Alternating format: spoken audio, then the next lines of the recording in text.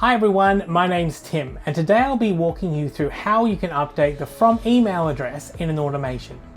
There are a couple of things to note when changing the from name. Firstly, you need to be mindful of the email address you're using and make sure you choose the sender name and email address that your contacts will recognize. You need to avoid using email addresses that are from free email providers like Hotmail, Gmail, and Yahoo, as this can actually stop your emails from being delivered. Let's jump in.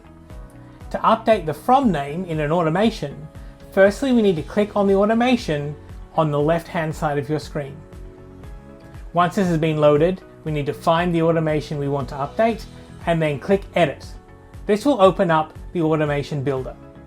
Now we're here, we need to click the email that we want to update, and we also click Edit there again. Click the cog on the top right hand corner of the screen. This is where you can update the from name and also email address. Now you just enter that information in here, and once you've done that, you just click Save. Once you've finished, you then click Next on the top right hand side again. This will then show you the email preview.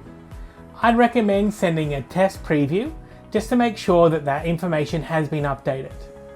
Make sure that everything is working, then click Finish. That's it.